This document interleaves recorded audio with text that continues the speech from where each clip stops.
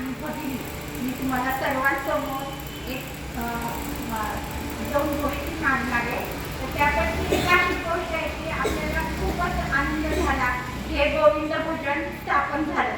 आम्हाला अशी एवढी कल्पना नव्हती की हे पर्यंत जाईल आणि त्याची एवढी त्याचा विस्तार होईल.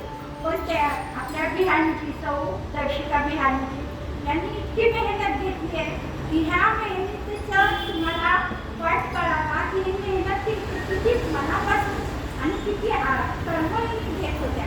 पुन्हा म्हणजे तुम्ही चुकू नये, तुम्ही आपल्या भजनाला तुम्ही नाव ठेवू नये. आणि त्यांची जी आध्यात्मिक वृत्ती आहे ती माझ्या लक्षात आली, तुमच्या लक्षात आली असेलच अशी मी अपेक्षा करते. तर तुम्ही सर्वांनी त्यांना मनापासून थँक्यू म्हणा. आणि मी तर त्यांना मनापासून थँक्यू म्हणते. त्यांच्या आईवडिलांची पण मी आभार मानते. कारण एवढं सुंदर आपल्याला